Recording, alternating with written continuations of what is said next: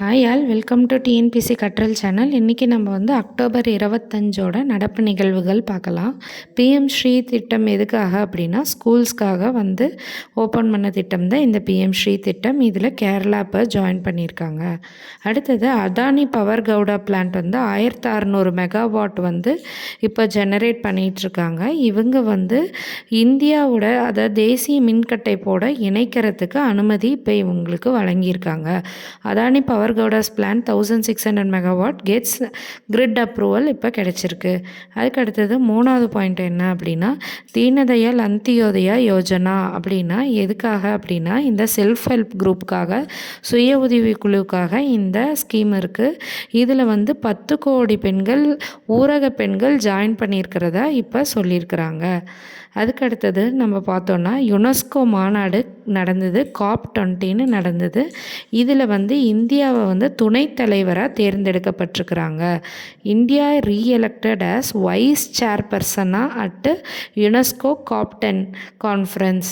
அதுக்கடுத்தது 5வது பாயிண்ட் என்ன அப்படின்னா ஐஐடி கேம்பஸ் இருக்குது இல்லைங்களா, அந்த IIT campus out of India இல்லாமல் இப்போது ஆஃப்ரிக்காவில் நைஜீரியாவில் வந்து புதுசாக ஓப்பன் பண்ணுறதுக்கு இருக்கிறாங்க.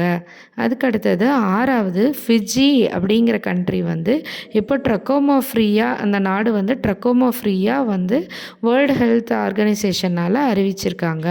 ஃபிஜிங்கிற நாடு வந்து வேர்ல்டு ஹெல்த் ஆர்கனைசேஷன் மூலமாக ட்ரக்கோமா நோய் இல்லாத நாடாக அறிவிக்கப்பட்டது. அதுக்கடுத்தது இந்திய ரிசர்வ் பேங்க் வந்து அதாவது ஆர்பிஐ இருக்கு இல்லையா, அவங்க வந்து ஒரு ஹேக்கத்தான் லான்ச் பண்ணியிருக்காங்க. அதோட பேர் வந்து ஹர்பிங்கர் 2025. அதுக்கடுத்தது கேரளா டு வைப்பின் அப்படிங்கிற இடத்துக்கு இப்போ கொச்சியில் வந்து கேரளா டு வைப்பின் ஃபோர்ட், அது எங்கே இருக்குன்னா கொச்சியில் இருக்குது. இதுக்கு வந்து என்னென்னா இப்போது அண்டர் வாட்டர் டனல் ஓப்பன் பண்ணியிருக்காங்க, அதாவது நீருக்கடியில் சுரங்க சாலை அமைச்சிருக்காங்க. அதுக்கடுத்தது நீலகிரியில் விஞ்ஞானி இருக்காங்க, அவங்க பேர் வந்து டாக்டர் வீரமுத்து.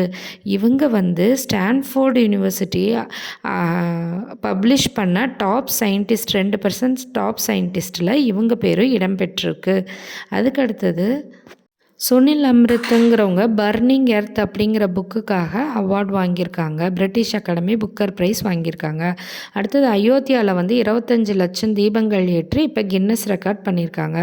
ஜோதி சுரேகா வெனம்ங்கிறவங்க ஆர்ச்சரியில் வந்து வேர்ல்டு கப்பில் வெண்கல பதக்கம் பிரான்ஸ் வாங்கியிருக்காங்க. Thank you all. உங்களுக்கு இந்த வீடியோ பிடிச்சிருந்தா லைக் அண்ட் சப்ஸ்கிரைப் பண்ணிக்கோங்க.